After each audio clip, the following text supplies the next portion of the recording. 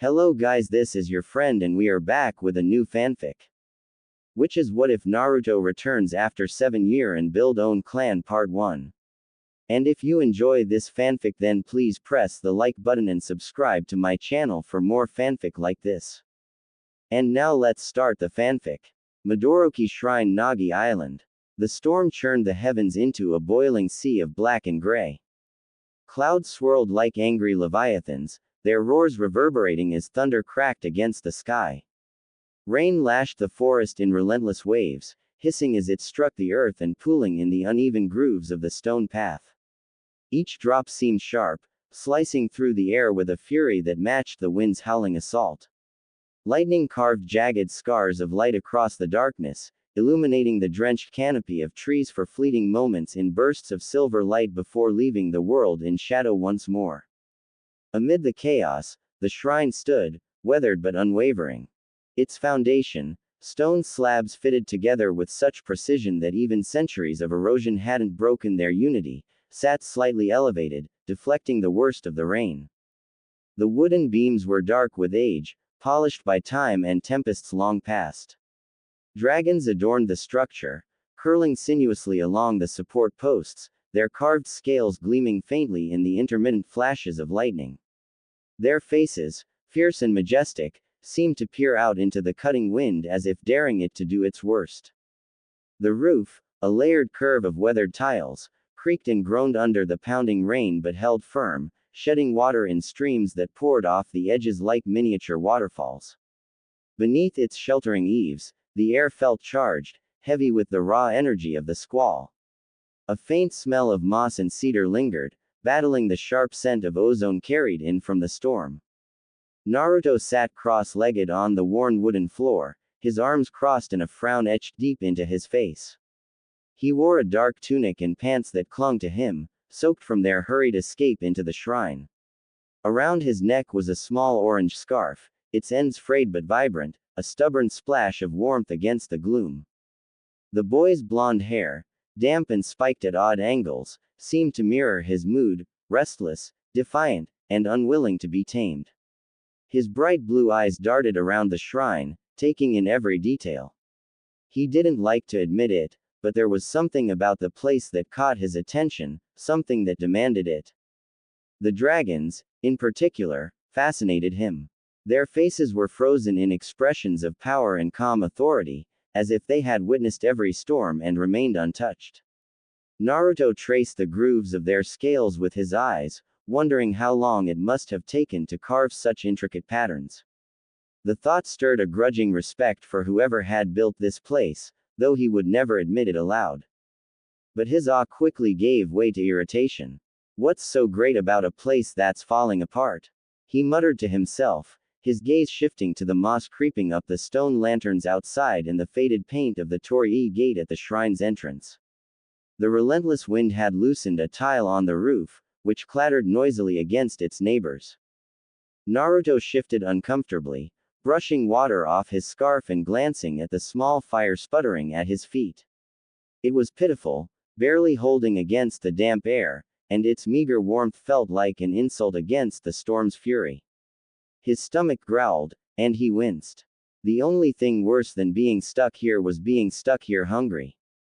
Still, there was something strange about the shrine, something he couldn't quite put into words. It was as if the storm itself bent around it, raging against the trees and stones but leaving this patch of space untouched. The carvings of the dragons, the creak of the wood, even the hiss of the rain against the roof, everything felt alive, as though the shrine was more than just a building. Naruto's fingers tightened on his scarf as he gazed at the downpour beyond the shrine's shelter. Lightning flared, throwing the forest into stark relief. The trees bent and groaned under the wind's relentless assault, their leaves torn free and swirling like 1,000 frantic birds. He felt small watching it, not in the way that made him feel weak but in the way that made him feel aware. The world was big, too big. And here he was, a boy in a broken shrine, caught between fascination and frustration. He huffed, his breath fogging in the cool air, and turned his eyes back to the fire. This is pathetic, he grumbled, poking at the damp wood with a stick. How is this supposed to keep us warm? It's more smoke than fire. He threw the stick down with a sharp huff and crossed his arms. And this shrine, it's barely holding together. We could have found something better if we'd kept going. From the shadows beyond the firelight, a low chuckle broke through the sound of the rain. Naruto's gaze snapped up, catching the faint outline of his master reclining casually on the wooden walkway outside the shrine's inner chamber. The man lay sprawled on his back, one arm tucked lazily behind his head and the other holding a sake bottle loosely by its neck. His silhouette, cast by the flickering firelight, danced across the beams above him, the play of shadows giving his figure a ghostly, almost otherworldly presence. Better, huh? His master drawled, his voice light and teasing. Oh, little prince, sometimes the better thing isn't what you find. It's what you make. He tilted the sake bottle slightly, watching the drops of water streak down its sides as if they were racing. Naruto scowled at the nickname, a flicker of irritation flashing across his face. I told you to stop calling me that, he muttered, his tone half-hearted. Little prince, it wasn't the worst nickname he'd been given, but it was close. He knew exactly why his master used it, too. It was because Naruto was the last of his clan, and heir to a name that carried weight he didn't always feel like shouldering, or even fully understood. But there was always a point to his master's nicknames, no matter how much they grated on his nerves. That was the annoying part. His master ignored the protest, instead shifting slightly to prop himself up on one elbow. His mismatched attire, a long, black, tattered cloak thrown over what looked like patched-together shinobi gear, gave him a haphazard, disheveled air. The bottle in his hand caught a glimmer of lightning from the storm outside, and for a moment, the shadows on his face deepened, making his grin look almost wolfish. You're missing the charm of this place, Lightning Rod, he said, his tone almost sing-song, clearly reveling in Naruto's reaction to another new nickname. Naruto groaned audibly, throwing up his hands. Now it's Lightning Rod. What does that even mean? His master laughed, a warm, unhurried sound that somehow carried over the wind. Ha, perhaps I may tell you, he said airily. But since you're so hung up on complaining, let me tell you a story instead. Maybe it'll warm you better than that fire you keep glaring at. Naruto rolled his eyes but didn't interrupt, settling back slightly as his master continued. This shrine, the man began, waving a hand toward the weathered wooden beams and carved dragons, is older than you, me, or anyone in that village you were born in. Long before shinobi started flinging kunai and jutsu at each other, this place stood as a sanctuary. When samurai clashed, they laid down their swords at this threshold. When villages feuded, they sent their wounded here to heal. Even the gods themselves, if you believe the old tales, found this place neutral ground. Naruto's gaze shifted to the carvings of the dragons, their intricate details thrown into sharp contrast by the firelight. He tried to imagine the kinds of people who had sat where he was now, warriors, priests, outcasts, and fugitives. It was strange, thinking about how many stories the shrine must hold, all hidden beneath its worn surface. His master's voice softened slightly, though it still carried the undercurrent of amusement. This place has seen shinobi like us, fleeing the aftermath of battle. Samurai seeking shelter from storms like this one. Refugees hiding from wars they had no part in. And even older things, little prince. Things that have no names but have passed through all the same. Naruto shivered, though he wasn't sure if it was from the storm or his master's words. He glanced toward the rain, which pounded relentlessly against the stone steps outside the shrine. Why would they come here? He asked, his voice quieter now. Because small things have a way of changing big things, his master replied, leaning his head back again. This shrine may seem like just a collection of stones and wood to you, but it's been a haven for centuries. A single neutral point in a world that can't stop fighting. Naruto frowned, his brows knitting together. That doesn't make sense. How can something so small make a difference? His master grinned, tipping the sake bottle toward Naruto as if in a mock toast. Ah, that's where you're wrong. Big storms don't start with thunder, lightning rod. They start with whispers. He gestured toward the dragons carved into the beams. Those began with a single chisel stroke. This storm, a flicker of air, a charge waiting to spark. And you, he reached out to tap Naruto lightly on the forehead, making the boy flinch and scowl. You're no different. Naruto swatted his master's hand away, his irritation barely masking the flicker of curiosity in his eye. He leaned forward, propping his chin on his knees, the stick he'd discarded earlier now idly rolling under his fingertips.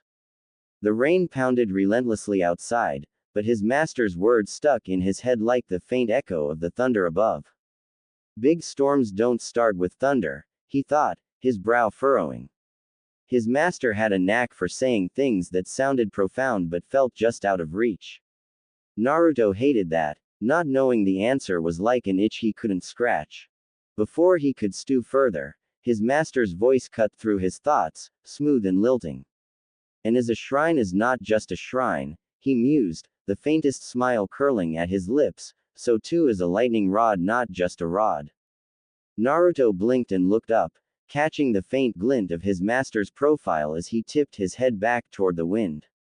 The rain sparkled as lightning briefly illuminated the scene, silver droplets cascading from the eaves to pool in the cracked stones below. A lightning rod, his master continued, his tone almost reverent, is a threat. It warns all who tread near of the danger it bears. He paused, turning the sake bottle lazily in his hand, his reflection faint in the polished glass. It's a promise, too, to guard against calamity, to draw the wrath of the skies so others might be spared. His voice softened, the words weaving between the drumbeats of thunder. And it is an invitation, a call to the gods themselves, daring them to strike. Naruto listened, a strange energy stirring in his chest as the words settled over him. The fire crackled weakly behind him, barely keeping pace with the tempest outside. He didn't quite understand the feelings swirling inside, pride, frustration, curiosity, but they were there, clashing like the storm overhead. Still, his annoyance with the weather, and his master's habit of burying lessons in riddles, won out. He sat up straighter, crossing his arms over his knees as he leveled a skeptical look at the older man. That's all nice and poetic, he grumbled, but it still doesn't make sense. Why even call me that? I don't even get how I've got a lightning chakra affinity, I can't even do the basic techniques right. His master turned toward him then, and his grin was sharp, a flicker of mischief crossing his face like the lightning above. As if conspiring with the heavens themselves, he let out a low laugh just as a deafening rumble of thunder rolled through the shrine. Before Naruto could process the sound, a brilliant flash of lightning tore through the sky, forcing him to blink against its blinding radiance. And when his eyes adjusted, his master was no longer lounging against the beams. Instead, he stood tall at the edge of the walkway, his silhouette framed against the backdrop of the storm. His arms were spread wide, as if to embrace the swirling chaos around him. You still think too narrowly, little prince, he called, his voice carrying effortlessly over the cacophony of wind and rain. The black clouds seemed to swell in response, the wind howling louder and the rain hammering against the roof with renewed fury. Thunder boomed again, shaking the very foundation of the shrine. Another fork of lightning split the sky, illuminating his figure in stark relief. The rod, his master said, his voice deep and resonant now, does not merely call forth the bolt. He turned slightly, casting a glance back at Naruto, his eyes glinting with a mixture of mischief and something deeper, something that made Naruto's chest tighten. Then, with a graceful flourish, he faced the tempest once more. His black cloak billowed behind him, the weather itself seeming to answer his presence. It begets the storm. 7 years later. Hake Road High no Kuni. The road to the village hidden in the leaves wound lazily through the lush forests of the fire country, the midday sun filtering through the dense canopy above. Leaves rustled in the light breeze, and the faint hum of insects filled the air, adding a serene melody to the verdant surroundings. Naruto walked along the dirt road, his steps unhurried but deliberate, the long fringe of his sun-kissed hair swaying gently with his movement. His hair, tied loosely at the back with an ornate red string, was decorated with small glass beads, carved bone, and tiny silver bells that jingled softly with each step. He wore a dark haori splashed with faint orange spirals along the sleeves, reminiscent of the Uzumaki crest, over form-fitting shinobi gear that was practical yet elegant, evoking the image of a seasoned wanderer. Beside him walked a one-armed, white-haired teen, his demeanor subdued and reverent. The young Uzumaki's companion had striking crimson dots where his eyebrows should have been, with the pigmentation only emphasizing his solemn expression. His white hair was tied back neatly, and his plain yet sharp clothing hinted at a practical upbringing, one sleeve dancing freely below his elbow to the rhythm of his gait.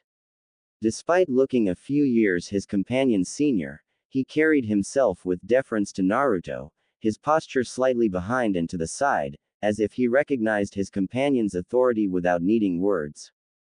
Naruto's cerulean eyes scanned the surrounding forest as they walked.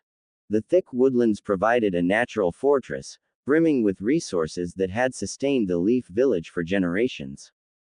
The land itself seemed to exude prosperity, from the lush greenery to the fertile soil. This environment wasn't just a defense but an invaluable source of economic wealth. Merchants and nobles could visit Konoha without the hardships faced by other hidden villages, a fact that had shaped both its culture and its power. His thoughts wandered to the jagged peaks of Lightning Country, where the village hidden in the clouds perched atop impossible heights. The terrain there had dictated their militarized culture, the scarcity of resources shaping them into survivors and conquerors. He recalled the rumors that the Lightning Daimyo despised the Fire Daimyo, the jewel of Konoha's accessibility fostering a quiet resentment. It was easy to understand why. The Land of Fire's wealth flowed like a river to its hidden village, while other lands had to scrape by through harsher means. He drifted further still to the deserts of Kase no Kuni, so stark and barren compared to the Fire Country's abundance. The Grand Obelisk, he mused, could never have inspired the same devotion here. There was a kind of rugged endurance in the people of the desert-locked country, a trait born of their harsh surroundings. The Leaf Village, and the larger Fire Country itself, possesses a relative comfort that offered no such crucible, yet it had cultivated its own form of strength. Still, even here, vigilance had its place. Naruto's sharp senses picked out sentries concealed in the shadows of trees, their presence subtle but unmistakable. Guard posts became more frequent as they neared the village gates, and he could feel the faint hum of a fuinjutsu barrier wrapping around the area like an invisible shroud. It was a delicate weave, a silent watcher that marked every step they took. An unseen pair of eyes, he thought, his lips curving into a faint, unreadable smile. But his thoughts turned dark for a moment. Even a village as hidden and well guarded as Waterfall had fallen, he reminded himself. No amount of defenses, no abundance of resources, could make a place invincible. Lord Naruto, Kimimara's soft, respectful voice broke the silence. We're approaching the village. Naruto glanced at him, his faraway thoughts dissipating. He smiled slightly, his tone warm but tinged with gratitude. Thanks, Kimimaro. I was starting to drift. Kimimaro nodded, his sharp moss-eyed gaze steady but deferential. It is only natural for one such as you to consider the weight of things. Naruto chuckled softly, a sound that carried both amusement and a hint of self-awareness. Before he could respond, however, the air shifted. Shadows melted from the trees, and in an instant, they were surrounded. The Anbu operatives stood as silent sentinels, their uniform black and gray armor blending seamlessly with the forest shadows. Their masks, carved with intricate precision, each bore the likeness of a different animal, lending an air of both fascination and intimidation. A tiger's fierce stripes slashed across one mask, its sharp teeth etched into a permanent snarl. A hawk's sleek visage adorned another, its angular design evoking a predator's focus. To the right, a boar's rugged features were unmistakable, its tusks exaggerated to menacing proportions. And closest to Naruto, a fox mask, its eyes narrow and calculating, seemed to watch him with unsettling intensity. The ANBU's stillness was unnerving, their presence almost blending with the natural backdrop. They were a perfect balance of man and shadow, each one a symbol of the Leaf's silent enforcers. Naruto's gaze swept over them, his expression calm but tinged with wry amusement. His voice broke the tense silence. "Well," he said, his tone steady but light. "It's nice to see the Leaf's hospitality hasn't changed." The Anbu captain, identifiable by the slight crimson insignia on his shoulder plate and the hawk mask he wore, stepped forward. His voice was deep and commanding. "Uzumaki Naruto," the captain said, "the council requests your presence." Naruto raised a brow, a faint smirk tugging at his lips. Anbu do not make requests, he thought, though he didn't voice it. Instead, he gave a faint shrug, the bells in his hair jingling softly with the motion. The streets of the Hidden Leaf buzzed with an energy that was almost overwhelming. Everywhere Naruto looked, there was motion, a market stall bursting with produce, shinobi leaping effortlessly between rooftops, children weaving through the crowd like darting fish. Civilians stepped aside for the Anbu escort, their glances betraying a mixture of curiosity and deference.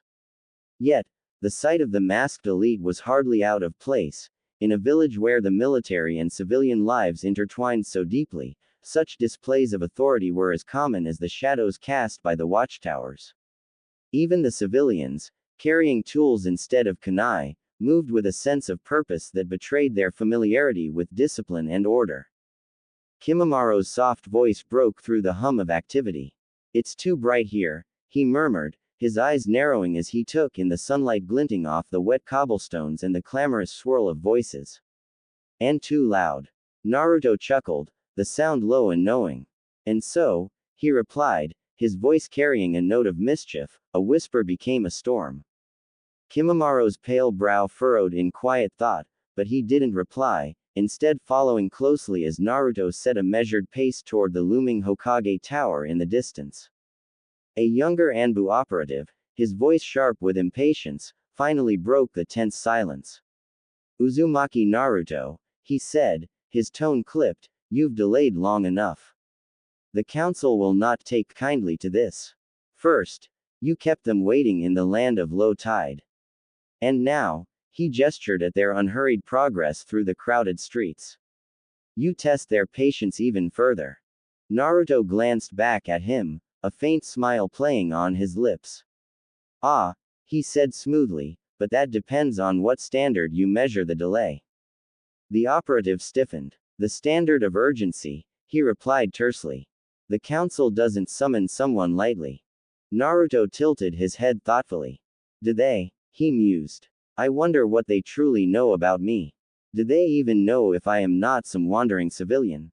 For all their supposed intelligence, I'd wager the council isn't privy to anything the Toad Sages network produces that is deemed fit for the Hokage's ears alone, of which any information of my person undoubtedly is categorized. I could very well be an untrained vagrant. Or perhaps," he paused, a glimmer of mischief in his eyes. "For all they know, I could have broken my leg along the way, delaying my return. Or I could have found a damsel in need of rescue, or even a downtrodden nation to liberate." The young Anbu bristled. "And did any of those things happen?" Naruto's grin widened, his tone teasing. "Of course not. I'm surprised the Anbu program fosters such an active imagination."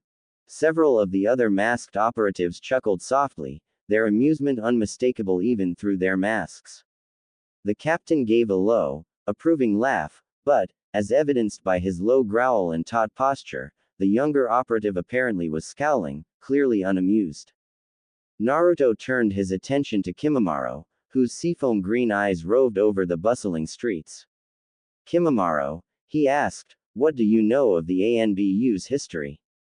"Only that they are more dangerous than most," Kimamaro replied evenly. "Beyond that, I know little." Naruto nodded, his gaze flicking briefly to the disgruntled Anbu. "The ANBU's roots stretch back further than the village itself," he began. "Before the Hidden Leaf, There was chaos, the clan wars era.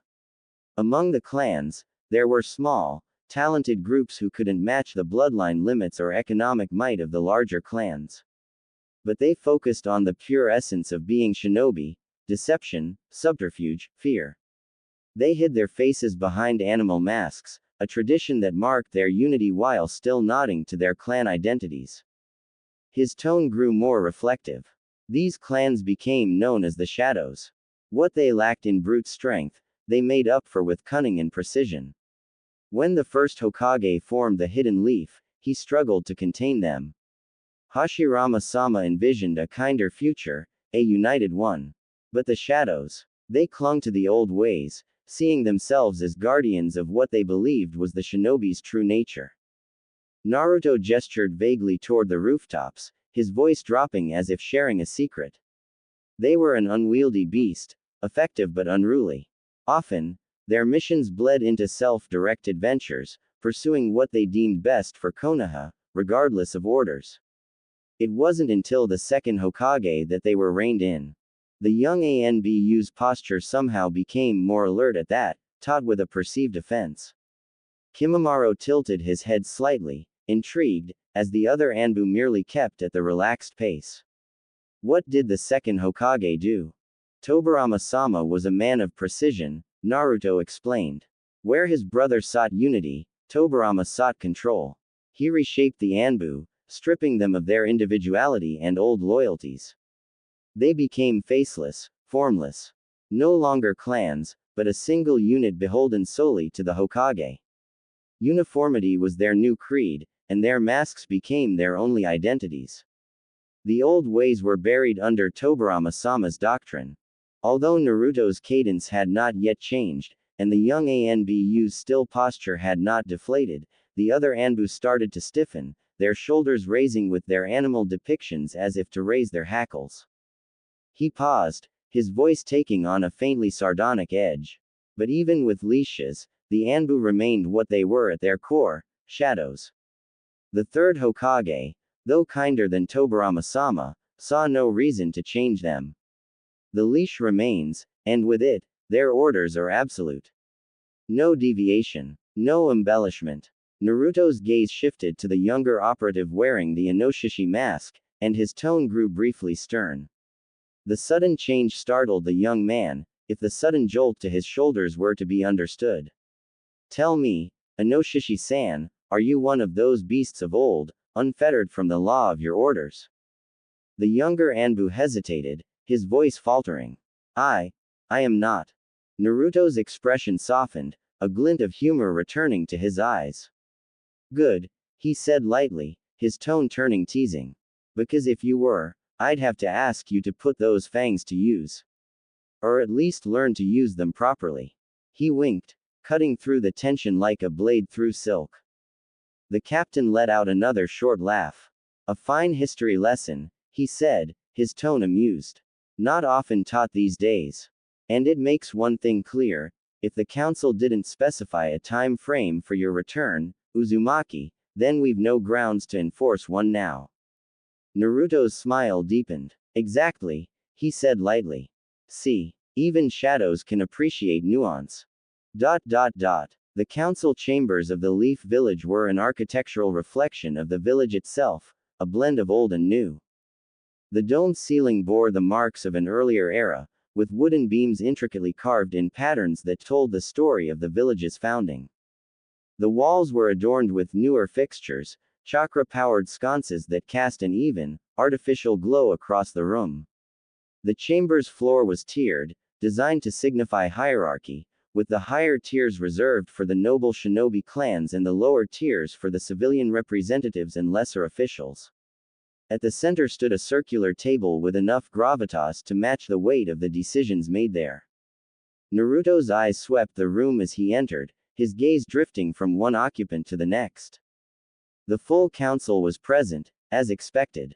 The shinobi representatives dominated the upper tiers, the Hyuga, Nara, and Kurama clans, with the empty seat of the Uchiha clan a silent reminder of its tragic absence. Clan heads from the lower ranks, like Sume Inuzuka and Shibi Aburame, sat a tier below, their expressions ranging from bored to mildly curious. The operational leaders of the village were present too, the Anbu commander, the Jonin commander, the chief physician, and others who oversaw the village's day-to-day military operations. The lowest tier held the civilian council, wine merchants, landholders, and others whose wealth afforded them influence in the village's affairs. Naruto couldn't help the wry smile tugging at his lips as he considered their presence. A village born of war, beholden to merchants and farmers. It's absurd. Why should the Lord of Fire's hidden blade answer to a grain merchant? Then again, his eyes flicked to the lively streets he'd walked through earlier. Calling this ostentatious, sprawling city a hidden blade is probably stretching it. Naruto's entered the chamber, his steps unhurried. He caught a few surprised glances from those who hadn't seen him in years. He'd left the village a scrawny, wide-eyed child, now he stood before them taller, stronger, and exuding a confidence that was hard to ignore. Shibi Aburame adjusted his glasses, his quiet voice barely audible over the murmurs. Time has certainly refined him. Refined. Sume Inuzuka muttered, her lips curling into a grin. More like sharpened. That kid always had a bite. 7 years gone, Shikaku Nara mused, his sharp eyes narrowing as he studied the blonde teen. And yet he strolls in here as though he never left. How troublesome. Naruto's lips quirked as he caught snippets of their murmurs. He paused at the center of the room, casting a long glance at the council members before raising a hand in a mock salute. Good to see everyone again. I hope you didn't miss me too much. It's been, what, 7 years? I'm sure you all kept busy without me. The civilian council members bristled at his casual tone, while the shinobi representatives exchanged faintly amused looks. The Anbu captain stepped forward. Council members, he announced formally, Naruto Uzumaki has appeared, as ordered. A civilian council member, a balding man in fine robes, stood abruptly, clearly unimpressed. And not a moment too soon, he said sharply, his voice laced with irritation. This delay is unacceptable. A summons from this council is not to be taken lightly, boy. Naruto tilted his head, his expression one of exaggerated confusion. Boy, what? 7 years and I'm still, boy.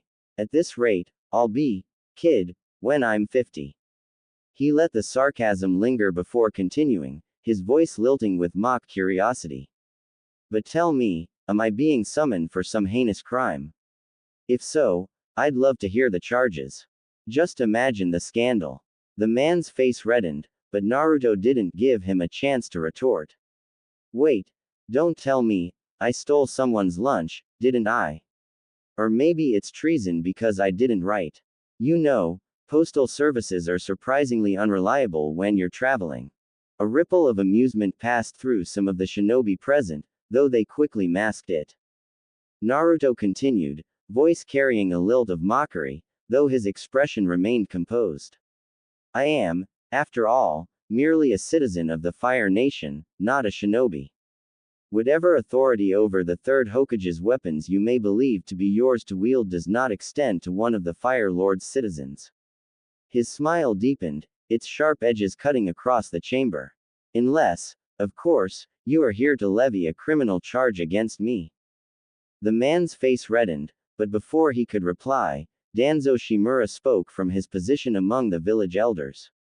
You have been a ninja since birth, Uzumaki, he said, his gravelly voice cutting through the room. By precedent and long-standing decree, you are the property and responsibility of this village. Naruto's expression didn't falter, but his thoughts sharpened. Shimura Danzo, a danger above the rest. Not that a room filled with war-breathing shinobi could ever be called harmless, but him. He's the shadow you fear even in the dark. Naruto turned his attention to Danzo, his grin sharpening even further. Property, you say? That's a bold claim, even for you, Shimura-sama. But I'm afraid you'll have to cite something stronger than vague decrees.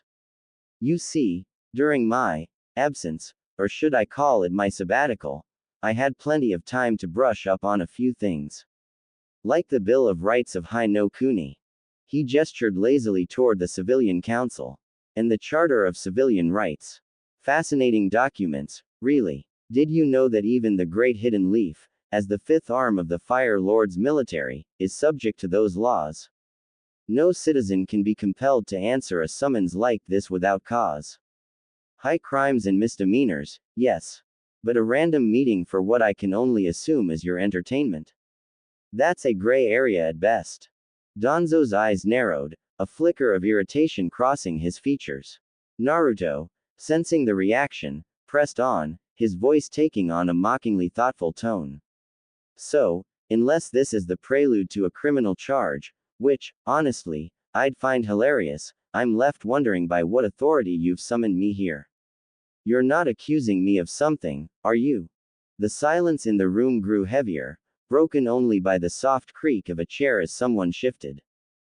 Danzo leaned forward slightly, his gaze cold and calculating. You misunderstand the nature of. The chamber doors swung open with a deep creak, cutting Danzo off. All heads turned as the third Hokage entered, his robes immaculate, his presence commanding. The room stood in unison, a gesture of respect that even Danzo didn't dare forego. Sarutobi Hiruzen raised a hand, signaling for them to sit. Danzo is correct, the Hokage began, his voice calm but firm, that Naruto Uzumaki is a unique case. While he may lack a shinobi license, there are circumstances that obligate him to adhere to certain precedents. Danzo's posture shifted slightly, a smug glint in his eye that Naruto didn't miss. But Sarutobi wasn't finished. However, he continued, his tone hardening, those same precedents make one thing abundantly clear. Individuals of Naruto's classification fall under the sole purview of the Lord of Fire and his chosen representative, the Hokage. This council has no authority to summon him or question his actions without my express consent. Danzo's expression darkened, his subtle victory immediately snatched away. The civilian council erupted into murmurs of protest, but Sarutobi silenced them with a sharp glance. Furthermore, he said, his gaze sweeping the room, I will be investigating how the civilian council became aware of Naruto's arrival in the first place. Until then, this meeting is adjourned for the civilian council. You may disperse. The civilian representatives hesitated, their outrage evident, but they dared not defy the Hokage. One by one, they filed out, leaving the shinobi representatives and the elders behind. Naruto leaned back slightly, his expression inscrutable but inwardly amused. Well played, old man. Sarutobi turned his attention to Naruto. Now, let us discuss the matter for which you were truly summoned. The chamber was still alive with tension as Naruto stood before the assembled shinobi council. The room, dimly lit by artificial lanterns, was filled with an array of faces, stern, curious, and cautious. At the head of the room sat the third Hokage, Hiruzen Sarutobi, his gaze warm yet commanding. Naruto noted how the old man's robes of office seemed heavier than they should, the weight of years and leadership etched into his posture. Naruto's lips curled into a whimsical smile, though his eyes betrayed none of the mirth. Quite the gathering for little ol' me, he quipped, his voice light as air. What's the occasion? Surely not just a welcome home party. Hiruzen regarded him silently for a moment, the faintest trace of a smile tugging at his lips. It is good to see you again, Naruto, he said, his tone carefully measured. But I must ask, what were you doing all the way out in low-tide country? Naruto's expression didn't falter. He gave a languid shrug. Just out for a wander before the noose grew too tight. The words were light, almost flippant, but they hung in the air with a weight that was hard to ignore. Some of the council members exchanged glances, their unease palpable. Hiruzen's eyes narrowed slightly, but he let the comment pass. You've been gone a long time, he said. The village could use your skills. I would like you to rejoin our shinobi forces. Naruto's whimsical facade cracked for the briefest moment. His gaze sharpened, and his smile grew thinner. Who's asking? The question hung in the air, a challenge and a trap all at once. Hiruzen's expression shifted, not anger, but a flicker of understanding. He leaned back in his seat, his fingers steepled before him. The council members looked to him expectantly, but he didn't speak right away. Finally, he answered, his voice steady. The Hokage is asking of you. Naruto tilted his head, his whimsical grin returning as if it had never left. Ah, I see. Well then, Hokage-sama, I'll consider it. The underlying tension in the room tightened like a drawn bowstring. Hiyashi Hyuga, his pale eyes cold and calculating, spoke up. And what of the Kagaya survivor you brought with you? Why is such an individual here? Naruto's smile didn't waver. Picked up a few strays along the way, he said smoothly. I suppose I've always had a soft spot for the lost and wayward. Hiyashi's frown deepened, but before he could press further, Shikaku Nara's voice cut through the tension, lazy but sharp. Naruto, have you even been taught to utilize chakra properly? Have you received any formal shinobi training? Hiruzen answered before Naruto could. He is Uzumaki, the Hokage said, his tone carrying the weight of certainty. His blood would demand of him that it be used. And his journey has provided him a unique education that no formal academy could match. Naruto's gaze flicked to Hiruzen, his expression unreadable. High praise. Thank you, Hokage-sama. There was a trace of sarcasm in his tone, but it was hard to tell if it was intentional. Hiruzen's gaze softened ever so slightly. Naruto, the village is not the same as it was when you left. It can't be, but it remains your home. Naruto's smile faded, replaced by a look of quiet contemplation. For a moment, the whimsical mask slipped entirely, and the weight of his years away, the betrayals and lessons learned, seemed to press upon him. Then, just as quickly, the mask was back. Home, huh, he said, his tone light again. I suppose that's something to think about. The council watched him, their expressions ranging from wary to curious. Hiruzen's gaze lingered on him, filled with a mix of hope and something unspoken. Whatever it was, Naruto didn't seem ready to acknowledge it, not yet. The streets of Konoha were alive with the hum of daily life. The air was thick with the aroma of street food and the distant clang of blacksmiths' hammers. Naruto strolled through the village, his hands tucked into his tattered cloak, the faintest smirk playing on his lips. The village he had left behind was both familiar and alien, a tapestry of old memories woven with threads of change. Children's laughter echoed down the narrow alleyways as academy students were picked up by their parents. Naruto paused to watch a small group of children in their oversized headbands, each bursting with excitement as they recounted their day. A pang of something he couldn't name tightened in his chest. He shook it off, his smirk widening as one child tripped over their own enthusiasm and landed face first in the dirt. Some things never change, Naruto muttered to himself. Beside him, Kimimaro walked silently, his pale skin and stoic demeanor drawing occasional curious glances. His crimson-lined cloak shifted slightly as he moved, the bone blade at his side a silent testament to his origins. It's a lively village, Kimimaro said, his voice low and even. Naruto glanced at him, his smirk softening. It's earned that right. Konoha has been on the winning side of history more often than not. That's how you get streets like this, happy kids, busy merchants, and a whole lot of noise. Kimimaro's gaze swept over the bustling marketplace. Victory has its price. The quiet ones in the shadows pay it. Naruto's grin turned sharper. Oh, don't worry. Konoha's got shadows deep enough for anyone who's paid that price. They walked on, the streets growing narrower and more labyrinthine as they ventured deeper into the village.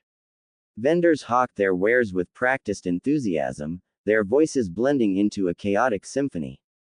Naruto's sharp eyes picked out the exotic goods on display, spices from Suna, intricate textiles from Tetsu no Kuni, and even a gleaming set of kunai engraved with symbols he recognized as originating from the distant land of sky. Konoha has always had a taste for the foreign, Naruto said, gesturing to a stall selling lacquered masks from the land of demons. Brings a little bit of the big world to our cozy corner. Kimimaro inclined his head. And yet, the world remains distant. This village feels insular. Naruto's smirk faltered for a moment before returning.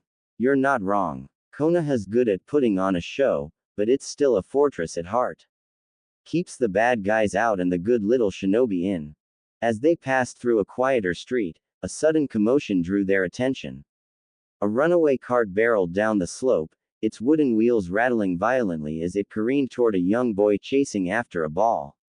The boy's mother screamed, her voice cutting through the noise like a knife. Naruto was a blur of motion. In an instant, he was there, scooping the boy up and leaping clear of the cart just as it crashed into a nearby stall, sending produce flying in all directions. Setting the boy down, Naruto crouched to meet his wide-eyed gaze. Hey, kid, maybe stick to playing away from the death traps, yeah? Naruto said, ruffling the boy's hair.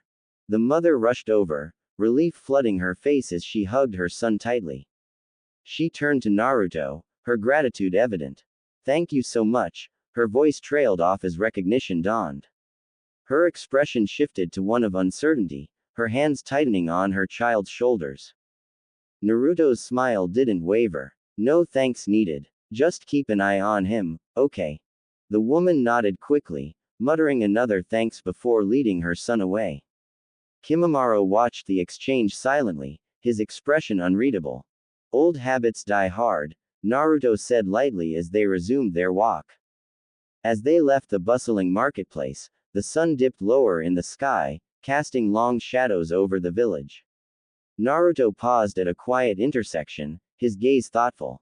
Inoshishi-san, he called, his voice carrying a note of amusement. A moment later, a young Anbu with a boar mask appeared, his movements precise but tinged with nervous energy. You called, Uzumaki-sama. Naruto's grin returned. Been tailing me since the council meeting, haven't you? What do you think? Am I gonna run? The Anbu hesitated. I was ordered to. Relax, Naruto interrupted, waving a hand. Just tell me, are my quarters ready? The Anbu straightened. Yes. The Uzumaki compound has been made available for your use. He paused before adding, thank you, for the history lesson earlier. My senpai were grateful. It's not something we've been taught since the fourth's passing. Naruto's expression shifted, a flicker of something unreadable passing over his face. The fourth Hokage, huh? The butcher of Iowa. He shook his head slightly. Everything I've read says he was soft-spoken. Kind. Men like that, he trailed off, his smirk returning. They're the most dangerous of all. The Anbu tilted his head slightly. He was also called the king of the low places. Naruto's brow furrowed. I don't think I've heard of that one. Before the younger Anbu could respond, a second figure appeared. The captain from the council chamber emerged from the shadows, his presence commanding. Namikaze Taicho understood the old ways, he said. He was the first Kage to have come from the corp. Naruto raised an eyebrow, his curiosity piqued. The captain gestured for him to follow. Come, I'll take you to your clan home. As they walked, Naruto's thoughts swirled, the weight of the day settling over him. The village, his past, and the looming shadows of the future all pressed in, but he kept his head high, his grin sharp.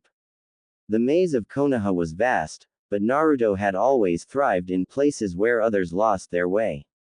As they neared the Uzumaki compound, the change in atmosphere was palpable. The streets grew quieter, the sounds of the bustling village giving way to an eerie stillness. The compound itself was sprawling, surrounded by high walls that bore the faint traces of the Uzumaki crest. Though it had been maintained, the air of abandonment was hard to miss. For a fleeting moment, the worn gateway of the Uzumaki compound resembled the rust-colored arch of a shrine torii. Despite the clear night sky, Naruto thought he could smell the crack of ozone in the air. The sensation was fleeting but vivid, the kind of moment his master had once described as a spark, a tiny force that could kindle something far greater if nurtured. His hand hovered near the gate before he finally pushed it open, the hinges groaning in protest like an old shrine door that had seen better days. Inside, the grounds were overgrown, weeds creeping along the stone pathways. The main building loomed ahead, its windows reflecting the fading light of the day. The smell of damp earth and decay clung to the air, yet Naruto found himself oddly anchored, as if this derelict place was a lightning rod, drawing him back to something elemental and inescapable. Well, Naruto said, his voice breaking the silence, home sweet home. Kimimaro surveyed the area with a critical eye. It's defensible. The walls are strong, and the layout is strategic. Naruto snorted. Good to know in case we get invaded. Again. They stepped inside the main building, the air thick with dust and the faint scent of mildew. Naruto ran a hand along the wall, his fingers tracing the grooves in the wood. Memories, faint and fragmented, stirred in the back of his mind. His master's words surfaced unbidden. The small things beget the great. A single groove in the wood guides the storm's force, a lone rod grounds the lightning. He pulled his hand back as if the wall had shocked him. You lived here? Kimimaro asked. For a little while, Naruto replied. Before everything went to hell. He turned to the Anbu captain, who had followed them inside. What's the story with this place? Why keep it standing if nobody's using it? The captain hesitated before answering. It was considered a matter of respect. The Uzumaki were instrumental in Konoha's founding. Destroying their legacy would have been dishonorable. Naruto raised an eyebrow. Respect? Huh, funny way of showing it, leaving it to rot. The captain inclined his head. The council thought it best to preserve it as it was. A monument to the past. Naruto shook his head, a bitter laugh escaping him. Monuments don't mean much to the dead. He turned away, his gaze falling on a faded tapestry hanging on the wall. The Uzumaki spiral was prominently displayed, surrounded by intricate patterns. He reached out, his fingers brushing against the fabric. For a moment, the spiral seemed to move, like ripples spreading from a single drop in still water. A thread linking him to a history he barely knew, and yet, it felt as though a storm could be born from its quiet center. Kimimaro broke the silence. You intend to stay here? For now, Naruto said, letting his hand drop. Might as well make use of it. No sense letting all this space go to waste. Unknown. The room was chaos masquerading as opulence. Once, it must have been breathtaking, a masterpiece of craftsmanship and wealth. Shattered vases lay among scattered piles of silk cushions, their embroidered gold patterns rendered meaningless by claw-like rips. The remains of a lacquered table slumped against the wall, its intricate inlay of precious stones reduced to scattered fragments. Priceless tapestries hung in tatters, swaying faintly in a draft that carried the acrid scent of candle wax and blood. Hundreds of candles were strewn across the room, some knocked over and dripping wax onto the ruined floor, their flickering flames casting restless shadows. In the center of it all, a lone figure lounged on a throne-like chair, a relic untouched amidst the destruction. The man was draped in shadows that danced across his form, but one detail refused to be obscured, his crimson hair, glowing like embers against the gloom. His houri matched, its vivid color irradiated in the dim light, so stark it seemed to bleed into the air around him. One arm rested on the throne's armrest, while the other held something aloft, a severed head. He twirled it absently, his amber eyes half-lidded, as though lost in thought. The headband of hidden waterfall still clung to the forehead of the lifeless face, its metal surface smeared with dried blood. The silence was broken by the sudden appearance of a kneeling figure, who materialized as if conjured by the shadows themselves. The man knelt low, his forehead nearly touching the floor, his loose kimono parting to reveal a tapestry of tattoos that seemed alive under the candlelight. Oni masks leered from his shoulders, a dragon coiled down one arm, its eyes glinting with unholy light, while a nine-tailed fox curled menacingly across his chest. The figures shifted with each subtle movement, as though straining against the confines of his skin. His clenched fist rested against the ground, the kanji for one inked starkly on the back of his hand. He remained silent, waiting. The man on the throne finally lowered the severed head, tilting it as if considering its expression. Then, with a lazy wave of his hand, he signaled for his servant to speak. My lord, the kneeling figure began, his voice measured and reverent. Reports from the elemental nations are as follows. The samurai armies of the Land of Iron march on the borders of the Land of Hot Water. Territorial disputes continue between the Wind and Earth daimyo, escalating near the neutral zones. The Land of Snow has officially declared the tyrant Dodo Kazuhana as its daimyo. And the newly formed Kurigakure continues its aggressive political agenda to claim the sea routes near the Land of Waves. The crimson-haired man remained silent, his expression unreadable, as though the world's conflicts were no more than distant whispers. The kneeling man hesitated for a moment before continuing. There is one more matter. Orochimaru of the White Snake has approached us, requesting an alliance. A flicker of amusement crossed the man's lips. It was gone as quickly as it appeared. He twisted his body, draping himself languidly across the throne's armrests. With an almost careless flick of his wrist, he tossed the severed head toward the kneeling man, the macabre object rolling to a stop before him. The servant raised his head slightly, his lavender hair catching the candlelight, his amber eyes lifting deferentially. The necklace of a circle containing an upside-down triangle dangled from his neck, glinting faintly. My lord. The man in crimson opened his eyes briefly, his tone dismissive yet laced with quiet command. Do what you wish of these matters, kill who you think is required, subvert whatever is necessary. He paused, turning his head slightly to meet the servant's gaze. But kill the Sanin. His arrogance galls me. He sighed, closing his eyes again, as though the effort of giving instructions had wearied him. None of the rest is of interest to me. The servant lingered a moment longer, his gaze unwavering. Rising gracefully, he turned to leave, but paused mid-step. The boy has returned to the Leaf Village. The crimson-haired man shifted slightly, as though to dismiss the matter outright, but his servant's words made him pause. His voice dropped to a grim monotone. He interests me even less. That black-cloaked bastard made sure of that. With that, the crimson-haired man reclined further into the throne, his focus drifting away, leaving only the oppressive silence of the ruined room to swallow the faint flicker of the candles. End of chapter 1. There it is. Very excited about this. I would appreciate any feedback or criticism, especially a comment with any theories people might have.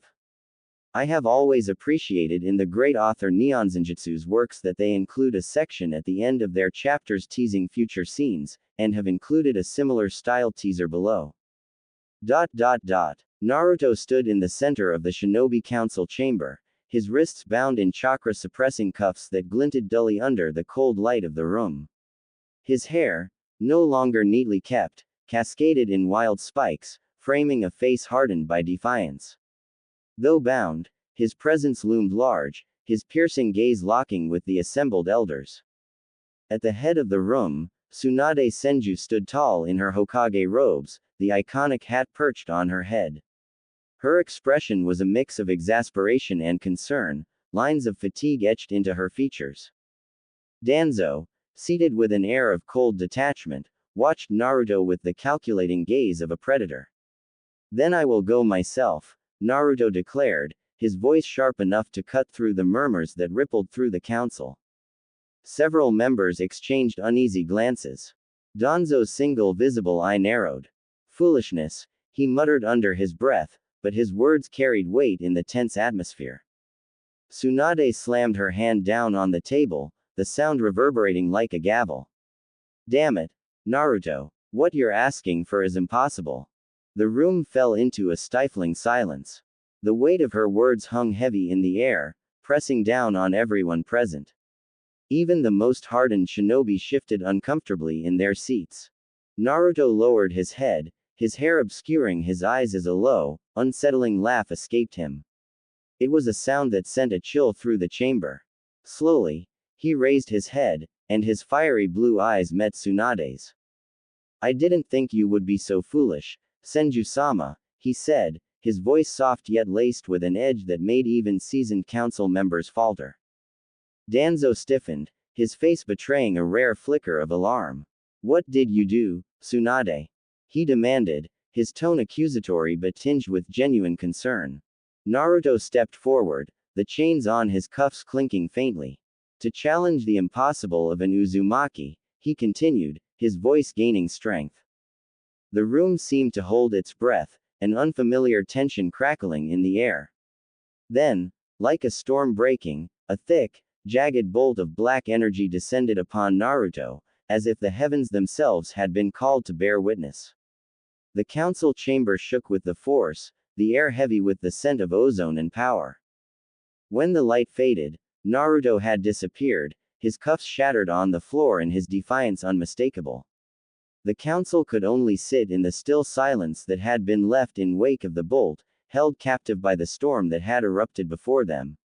Then, all at once, instincts were roped around their hesitation and strangled the last vestiges of awe, and the shinobi jolted into action. Find Naruto Uzumaki at once and bring him back. Tsunade ordered to the surrounding shinobi. If he gets away, he will single-handedly invite the fourth shinobi war to Konoha's door. The stark white trees of the massive forest stretched endlessly in every direction, their bleached trunks glowing faintly under the dim light filtering through the canopy. Naruto crouched on a thick branch high above the ground, every muscle taut and trembling with exhaustion. His breath was shallow and controlled, but each inhale burned in his chest. The stillness around him was oppressive, the silence broken only by the distant rustle of leaves, a sound he couldn't tell was natural or engineered by his master. He clenched his fists. 4 hours, he thought bitterly, scanning the labyrinth of ghostly trees. The exercise had begun innocently enough, or so he'd believed. They'd been sparring, his punches clumsy and ineffective against his master's relentless critiques. Then, with a sudden kick that had sent Naruto hurtling across the clearing, his master had snarled, "You don't even know how to throw a punch, boy. We're playing hide and seek." Naruto had instantly known he was in for it. His master wasn't just skilled, he was impossibly devious. And now, after stepping on dozens of explosive seals, getting doused in honey bombs, narrowly dodging swinging logs, and almost falling prey to paralysis matrices and pit traps, Naruto felt like he'd been run ragged. But worse than the exhaustion was the creeping dread that had slithered into his chest an hour ago. It gripped him now, icy fingers tightening around his heart. He couldn't explain it, he wasn't in danger of dying. His master might be brutal, but Naruto trusted him not to kill him outright. And yet, what if these traps aren't his? The thought struck him like a kunai to the gut. He tried to shake it off, but his mind spiraled. How could he have set up so many in such a short time? What if someone else got here first? What if someone's incapacitated him or killed him? His breath hitched, his heart pounding so loudly it drowned out his thoughts. What if he's already dead? The dread surged, his lungs heaving in shallow bursts, his vision swimming. Then, through the noise of his racing mind, a single thought cut through like a blade, him. Caught in someone else's trap. That'll be the day. Naruto forced himself to stillness. His hands, trembling moments before, slapped the sides of his thighs, and he plastered on a grin. Okay, he muttered to himself. Get it together. You're Uzumaki Naruto. You don't lose at stupid games. His eyes scanned his surroundings. That was when he spotted it, a faint glint on a branch a few meters away. Ink. Just barely visible against the stark white bark. An explosive note. Naruto's grin widened. He allowed himself a moment to breathe, to feel the confidence he was projecting, and then he leapt. He didn't dodge this time. No fancy tricks, no attempts to divert the yield. He aimed himself directly at the branch, closing his eyes as he neared the explosive tag. If this is how it ends, at least I'm going out with a bang. But instead of an explosion, he felt a sudden yank. His flight was abruptly cut short, and he landed hard on his back, the air rushing from his lungs. Towering above him was his master, his pitch-black coat blending seamlessly into the surrounding shadows, his crimson eyes glowing faintly in the dim light. You ruined the game, his master said, his voice a gruff rumble. You weren't supposed to figure it out until it got dark. Naruto, still catching his breath, grinned cheekily up at him. Found you, he said with a grin, his voice triumphant despite his exhaustion. For a moment, his master just stared at him, his stern expression unwavering. Then, unexpectedly, he laughed, a low, soft chuckle that sent a shiver through Naruto. It appears that you did, noisy shadow, he said, his tone strangely warm. Naruto beamed up at him, the lingering dread in his chest dissolving into nothingness. Naruto groaned, brushing himself off as he sat up. His master stood over him, a faint grin tugging at the corner of his lips. Well, his master asked, his voice calm yet expectant. How did you figure it out? Naruto blinked, then shrugged nonchalantly. Figure it out? Was there a point to all this? I just figured if I got knocked unconscious, even you couldn't make me keep running around this stupid forest. The grin on his master's face twitched wider for a moment before fading into his usual calm expression. Jumping right at the danger to solve the problem rarely works as well as it may have today, he said quietly. Naruto felt a pang of unease at the sudden shift in his master's tone. Before he could reply, the atmosphere darkened. His master's presence changed, becoming colder, heavier, oppressive. And you didn't even learn the lesson. His black eyes seemed to consume the light, their emptiness an abyss that threatened to swallow Naruto whole. The feeling that had gripped Naruto during the exercise rushed back with a vengeance, clawing at his chest. His breathing hitched. He swallowed hard and managed to stammer, "So, that was you, this whole time." As suddenly as it came, the oppressive aura vanished, replaced by his master's widening grin. "Oh, child," he said, his tone lilting and whimsical. "You flatter me. Were I truly in hiding, you wouldn't have even seen that explosive tag." Naruto's shoulders sagged with relief, though he was still wary. His master's moods were as unpredictable as the traps littering the forest. His master crouched down, his black coat folding around him like shadows pooling on the ground. His voice grew softer, taking on the rhythm of a storyteller. "A shadow is not quiet, nor unmoving," he began. "A shadow is unassuming. To silently stalk someone, you cannot cast too large a presence, they would notice you at a glance. Yet you cannot force too small a whisper, for even the dullest mind senses the unnatural." Naruto furrowed his brow, trying to keep up with the riddle. "No, a shadow is a reassuring tree, swaying slightly in the wind," his master continued. "A shadow is a falling leaf, its movements seemingly erratic but always purposeful. When you master your presence, you can wander unaided, invisible." Naruto stared at him, the words stirring something deep inside him. "And when you master that?" His master's black eyes locked onto Naruto's, and for a brief moment, the oppressive dread returned, a wave of cold washing over him. "Your will may take the form of any weapon you deem necessary." The words hung in the air, heavy and foreboding. Naruto felt his heart pounding, his body tense yet still. He wanted to laugh, to brush off the intensity, but something about the way his master said it made him stay silent.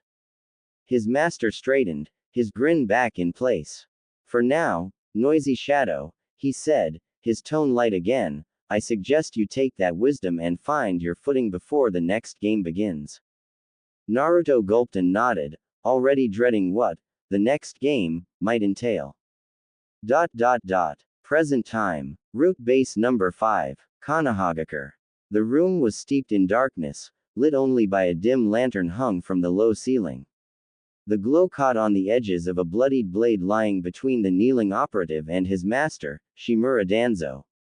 The blade was impossibly straight and cold, its crimson-streaked steel reflecting the faint flicker of light. Danzo's one visible eye bore into the masked figure kneeling before him, who continued his report with the measured cadence of a soldier. "It has been a week since the snake Sanin was last sighted following the attack," the operative stated, his voice calm but tinged with the gravity of his words. "The methods of communication with Orochimaru normally at our disposal remain incooperative. Efforts to re-establish contact have yielded nothing." Danzo remained silent, his fingers tapping against the arm of his chair. His gaze briefly flickered to the bloody blade on the floor before he gave his next order.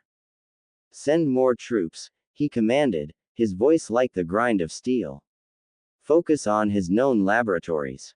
If the snake is dead, plunder everything of value, records, samples, experiments. No detail is too small. As the words left his mouth, a dozen of the silent, masked figures behind the reporting operative melted into the shadows, disappearing to execute his will. The room fell quiet once more, save for the faint hiss of the lantern's flame. Danzo leaned back, his eye narrowing in thought.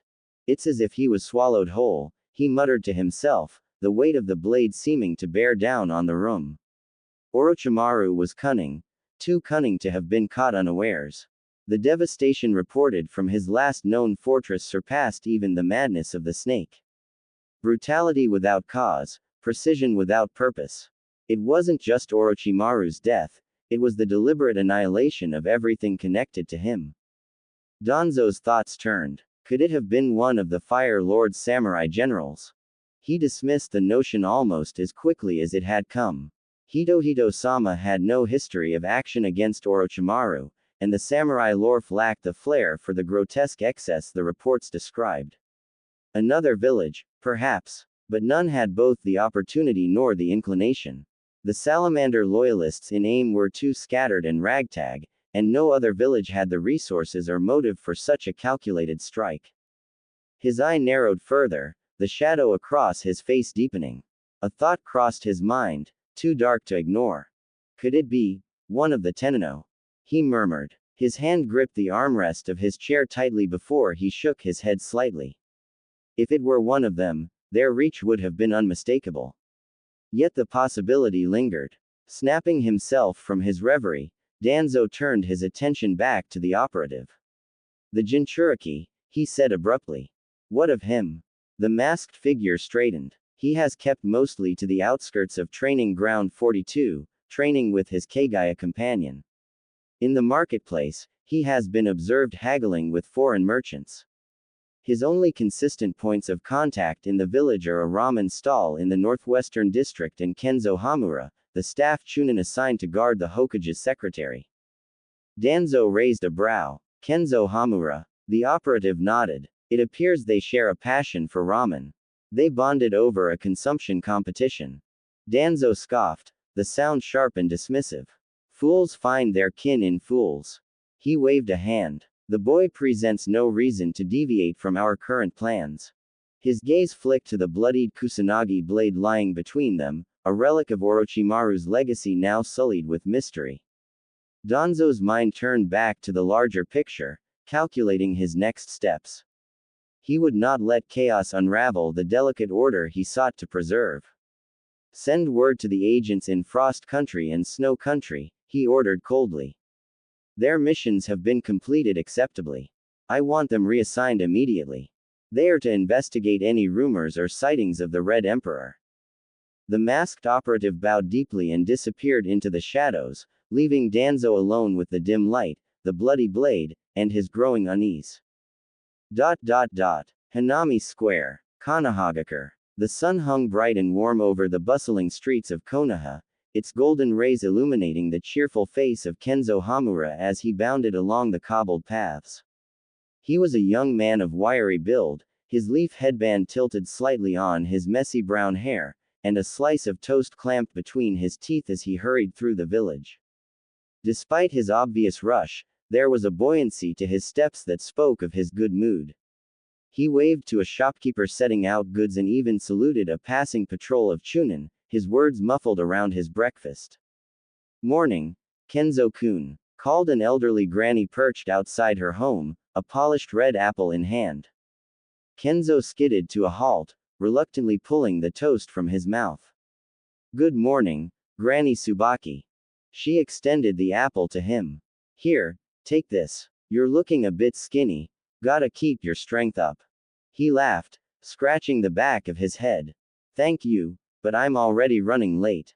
Maybe tomorrow. Before she could insist, he bowed slightly and darted off again, toast in hand. Not 5 steps later, the florist's daughter, Harumi, caught his eye as she arranged bouquets outside the family shop. She leaned on the flower cart with a knowing grin.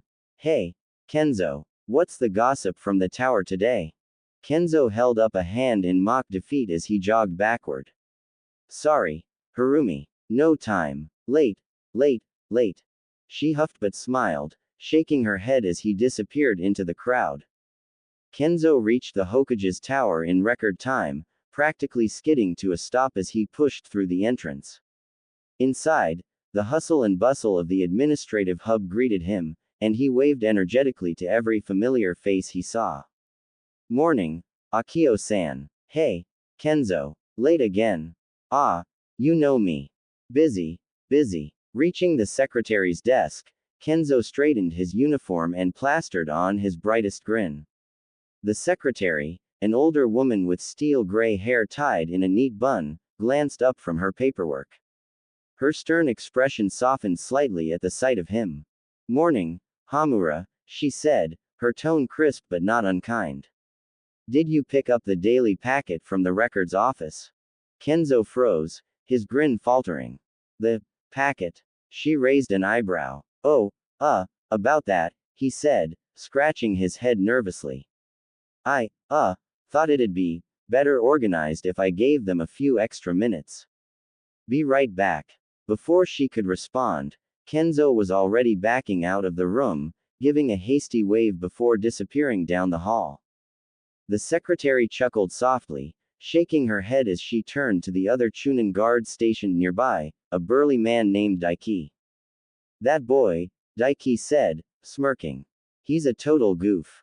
The secretary smiled faintly. I think he's sweet. Apparently, he made a new friend last week during lunch. Ever since, he's been helping me finish my work early so he can get an extra hour to challenge his friend. Daiki raised an eyebrow. So that's why we've been getting off an hour early. I thought the Hokage was feeling generous. Nonsense, the secretary said with a wave of her hand. If the administrative bureau had more work for us, we'd be here through the night. It's just been quiet the last few days. Before Daiki could respond, Kenzo burst back into the room, his arms laden with a bulging packet of documents. Village executive correspondence, zoning requests, bank notes confirming payments, public and foreign requests, shinobi stipend increases, everything that required the designation of the Hokage's secretary for the day was shuffled into one looming stack. He staggered to the desk, slamming the stack down with an exaggerated groan. Do you know how long it's going to take to get through all of this? He asked, mock despair in his voice. The secretary glanced at the packet and raised an unimpressed eyebrow. You don't have to do any of it, Hamura. Your job is simply to stand in the corner and stare at an old woman all day. Kenzo laughed, the tension melting from his shoulders. Maybe so, but two sets of hands work faster, right? The secretary's lips twitched into a smile. All right, then, but don't expect any sympathy when you regret volunteering. Never do. Kenzo replied cheerfully, already flipping through the top pages. His energy was infectious, even in the quiet monotony of the office. Training Ground 43, Kanahagakure. The morning sun cast its glow over the dense forest, the branches of the massive trees swaying gently in the breeze. Two Anbu captains crouched on a high branch, their white masks gleaming faintly in the light. Below them, the clearing was alive with the clash of bone and flesh. Naruto stood with his eyes closed, beads of sweat tracing lines down his face as he twisted and shifted, narrowly avoiding or redirecting the relentless assault of Kimimaro. The Kagaya's bone weapons lashed out in a flurry of stabs and slashes, each blow as precise as it was vicious. Yet, Naruto never struck back, his movements an intricate dance of balance and evasion. One of the Anbu tilted her head, her cat-shaped mask reflecting the moonlight. He's remarkable, isn't he? I haven't seen recruits this inspired by someone in years. Even the younger ones are talking about him, saying he embodies the creed of the Anbu. The other captain, whose mask bore the shape of a bird, snorted softly. It's strange how inspiration comes. Though I doubt they'd feel the same if they knew he wasn't one of us. Still, Kat continued, he's got something. The kind of fire that gets under your skin. Even old Inu Senpai would probably be impressed. Bird chuckled. You think so? He's busy with his own brats now, isn't he? True, Kat conceded. Thought he might be glad to know the Hokage handed his team a C-rank mission to Wave Country, but that ended up being a day before the boy arrived here, so his vacation may end up working against him. They both fell silent for a moment, watching as Naruto fluidly dodged another slash and used his forearm to redirect a bone blade away from his torso. Any updates on his training? Bird asked. Kat shifted slightly, folding her arms. He hasn't been doing much of anything unusual. Wakes up early, comes here to spar with Kimimaro until the evening, then goes to that ramen stand in the northwestern district. Spends hours there eating noodles with that chunin, Hamura. It's almost disturbing how much they both consume. Bird's head tilted in amusement. What's he been working on? Mostly taijutsu and ninjutsu, Kat replied. Though, I have to admit, some of the exercises I've seen should be adopted by the Corps. Really? Kat nodded. The kid put level 7 resistance seals on before this sparring session. Bird let out a low whistle. Impressive. Kat was quiet for a beat, her mask angled downward toward the clearing. But there's something off about him. Oh, Bird's tone carried mild curiosity. He seems to struggle with interacting with the villagers, Kat said. Doesn't talk to anyone but Hamura. No contact with other shinobi. And the third is getting nervous. Naruto's been delaying their scheduled discussion for days now. Nervous? Bird echoed, turning to face his comrade fully. Kat hesitated, then sighed. Our standing orders are to watch and report if there's any indication of escalation. But there's been nothing. The kid sticks to a strict routine: spar, eat, sleep. Bird nodded slowly, his gaze fixed on Naruto below. And yet something feels off, Kat admitted, her voice lower. It's like he's waiting for something. Or hiding something. Before he could continue, a third Anbu landed silently on the branch behind them. His mask, shaped like a hawk, glinted sharply in the moonlight, commanding immediate attention. Do not deviate from the strict law of your orders, Hawk said coldly, his voice like a blade through the still air. The two captains stiffened and nodded in unison. Kat hesitated for a moment before lowering her head. Understood, sir. Hawk's gaze lingered on Naruto below, his tone firm. We were not tasked with questioning the boy's behavior. We observe. Nothing more. Yes, sir, Bird and Kat replied in unison, though an undercurrent of unease lingered in their silence as they turned their attention back to the clearing. Below, Naruto spun away from another strike, his movements growing sharper despite the fatigue etched on his face. The sound of bone clashing against redirected strikes filled the air, a testament to his resolve. Hokage Tower. Kanahagakure. The soft glow of the crystal ball illuminated the Hokage's office, casting flickering shadows over the aged wood and rows of bookshelves. Hiruzen Sarutobi leaned forward, his weathered hands resting on his desk, his sharp eyes fixed on the orb. Within its surface, the image of Naruto Uzumaki sparring with Kimimaro came to life, the boy twisting and contorting to avoid bone blades with his eyes tightly shut. Hiruzen's lips curled in a small, proud smile, though his brow furrowed with the weight of hidden sadness. The boy's resilience and ingenuity were undeniable, yet the Hokage couldn't shake the pangs of guilt that surfaced whenever he watched. His breath hitched when Kimimaro appeared to impale Naruto with a bone spear, but he exhaled with relief when the boy's body shimmered and was replaced by a log, revealing a perfectly timed Kawarimi. You could summon him, you know, came a calm, gruff voice from the shadows near the window. Hiruzen didn't look away from the crystal ball. Summon him for what? He asked, his voice measured. To talk, the voice replied, closer now. Hiruzen sighed, his gaze lingering on Naruto, who had managed to sidestep Kimimaro's latest strike. The boy already bears so many weights. Pressures have a way of extinguishing the will of fire before it has a chance to burn brightly. A figure stepped forward into the light of the office. Broad-shouldered and clad in the standard shinobi uniform, the man crossed his arms. His face was partially obscured in shadow, though his beard caught a glint of the crystal's glow. Hiruzen continued, his tone quiet but resolute. Naruto is not just an ordinary boy. He has obligations as a son of the Uzumaki clan, though few acknowledge it. He lives under the ever-looming presence of Danzo, whose ambitions have never strayed far from him. There are those who hate him for his heritage, who see him as a symbol of something they cannot forgive. And then, the Hokage's voice trailed off, his words heavy with unspoken meaning. After a moment, Hiruzen drew in a slow breath. He carries a burden no child should bear. I won't push him. Not now. The boy is clever, strong. He will tear down mountains and split seas in time. But for now, I will let him find his own way. The man by the window let out a low hum, a hint of skepticism in his tone. Are you sure this isn't just your weak heart talking? Hiruzen chuckled dryly, rubbing his temple. Perhaps it is. I am old, after all.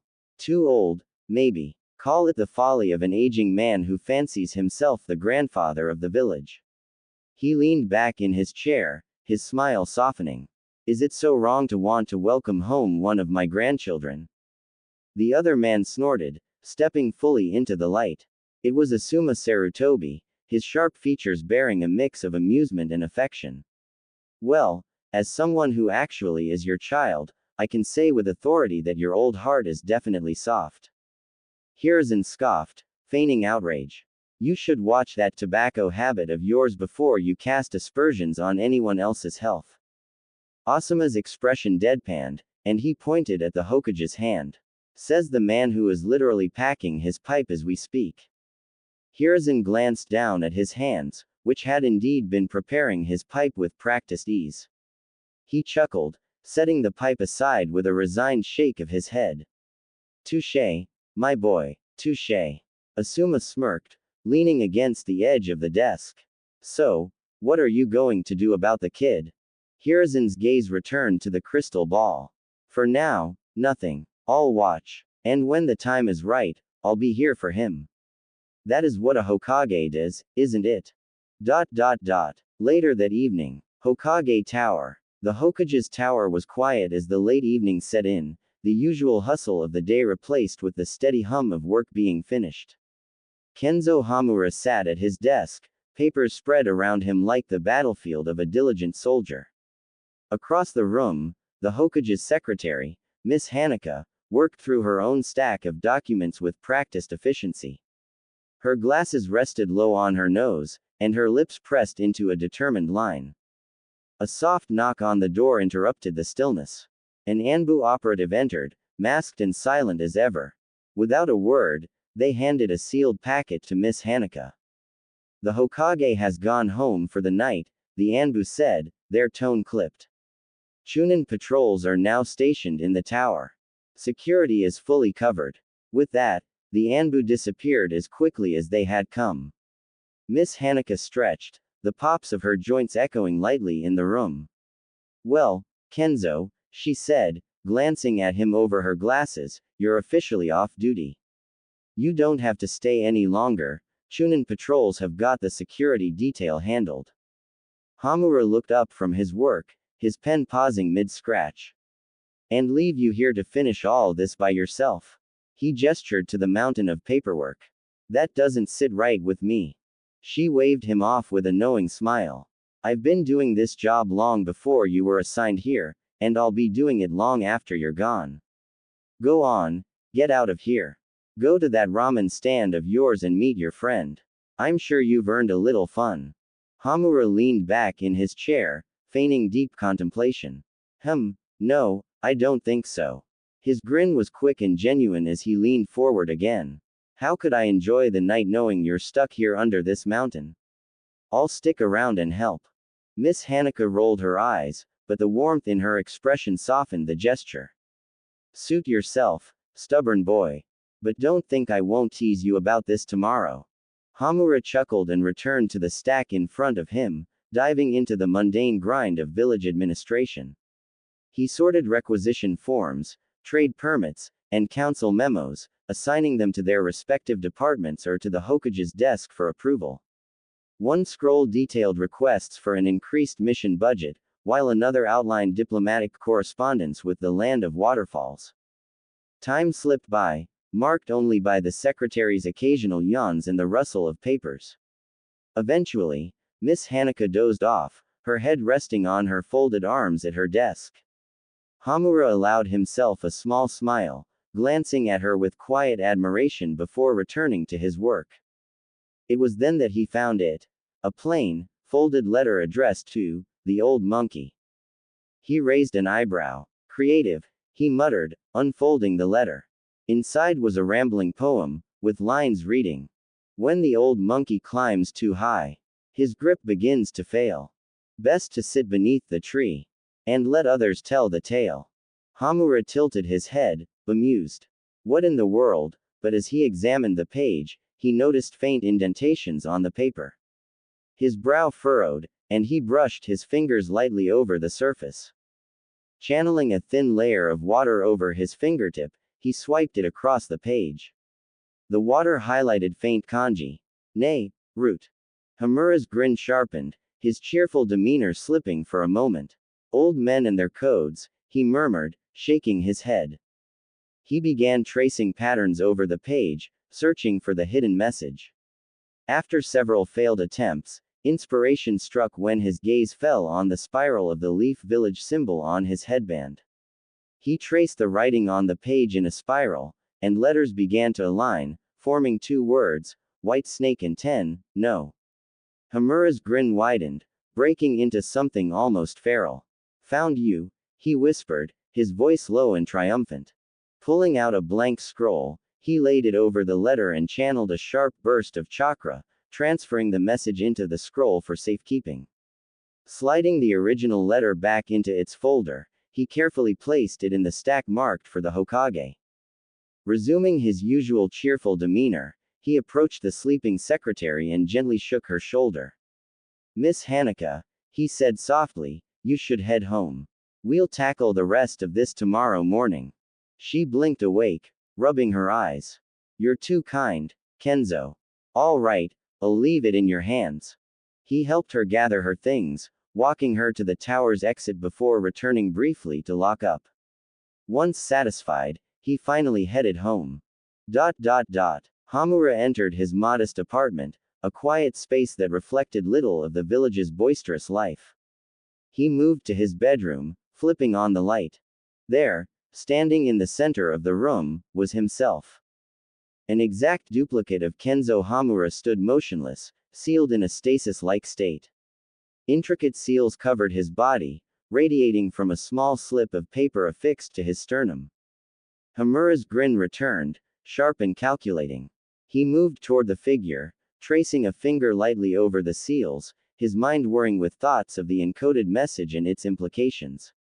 "Time to see how tonight's little discovery plays out," he murmured, his voice tinged with something far less cheerful than his usual demeanor. Then, his form shimmered. Smoke enveloped him in an instant, dissipating to reveal Naruto Uzumaki standing in the same spot, his trademark grin firmly in place. He tugged on his overcoat and dusted off his pants, as if shedding the guise of Kenzo Hamura was just another part of his day. "I guess it's time to meet with the Hokage," he said, his tone light but carrying an undercurrent of resolve. With that, Naruto turned and left the room, the grin never leaving his face. The air was crisp and heavy with the scent of salt, the cries of seabirds echoing faintly over the rugged cliffs of Tetsu no Kuni's northernmost point. Below the rocky outcrop, Taizen Bay stretched endlessly, its churning waters gleaming like liquid silver under the overcast sky. The bay's waves struck the jagged coast in a rhythm as relentless as the presence of the man sitting across from Naruto and his cloaked master. Ginsei was an immovable force, his posture stiff and upright as if carved from stone. His weathered face was lined with years of discipline, the kind born from an unyielding commitment to an ideal. At his side rested a plain straw hat and a wooden sword, the latter an oddity that carried an aura of menace despite its humble appearance.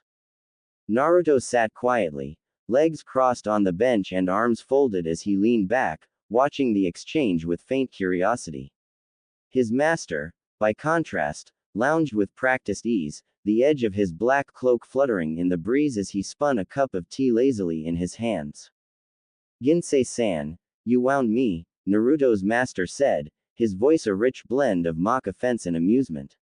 "Here I thought we were old friends, and yet you refuse to extend a single hand when I come bearing only honest intentions."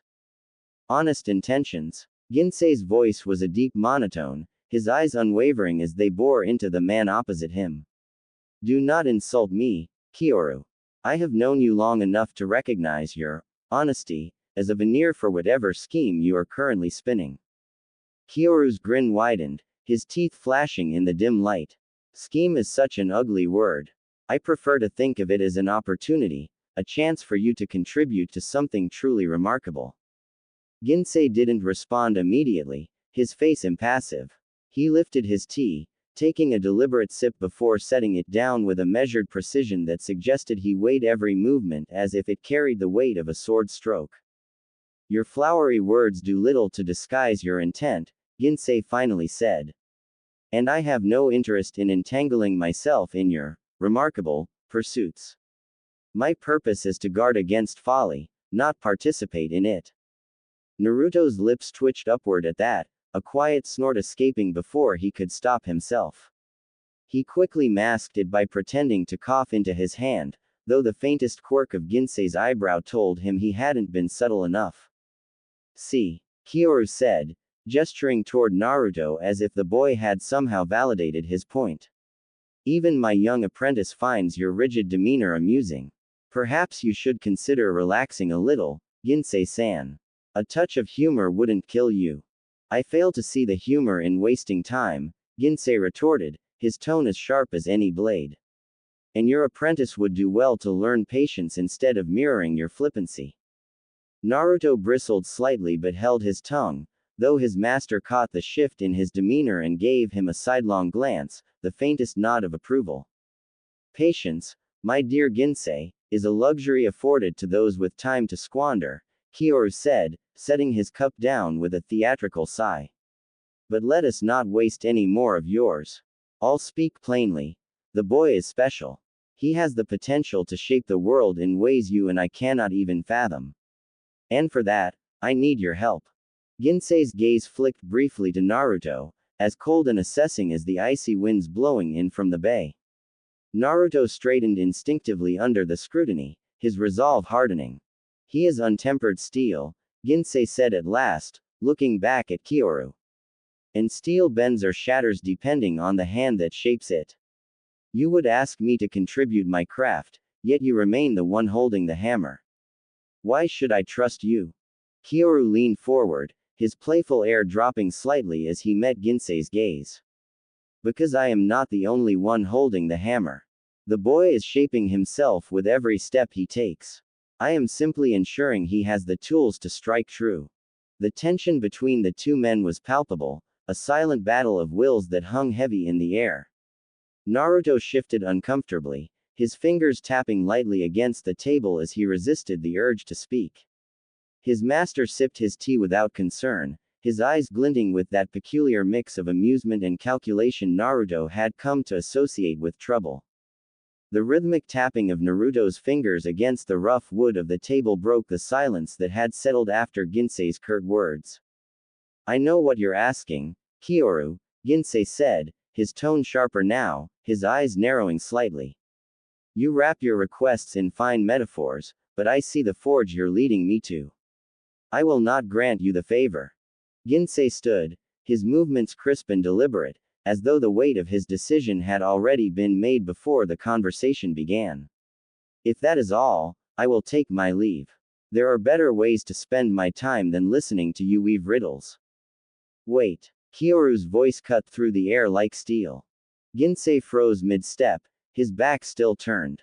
Slowly, with the grace of a predator acknowledging arrival, his hand moved to the wooden sword at his side. The gesture, though subtle, was filled with restrained menace. When he turned, the cold edge of his gaze swept the table, and Naruto felt a sudden chill prickle the back of his neck. It was the same feeling he got when Shisho was teaching him about presence, that inexplicable weight in the air that made it hard to breathe. He couldn't help but shift uncomfortably, his fingers halting their tapping. His master, unfazed, offered Naruto a conspiratorial wink. Ginsei-san, before you walk away, let me ask, have you been encountering any troublesome events of late? Ginsei's brow furrowed, though he made no reply. I've heard whispers, his master continued, the voice carrying the lightness of idle gossip but the edge of a blade, about a certain bandit clan. Seems they've declared war on the Steel Saint. A grumble escaped Ginsei's lips, low and rumbling like distant thunder. Impish gnats following the scent of my horse. I'll deal with them in due time. Ah, but time is such a fleeting thing, Kyoru said, leaning back in his chair. What if I told you I could save you the trouble of chasing shadows? I know where their horde is gathering. Ginsei's gaze remained locked on him, calculating. After a long moment, he let out a slow exhale. And what would you want in return for such information? Kyoru smiled, the kind of smile that made Naruto simultaneously admire and fear his master's craftiness. Only that you grant the favor I asked for earlier.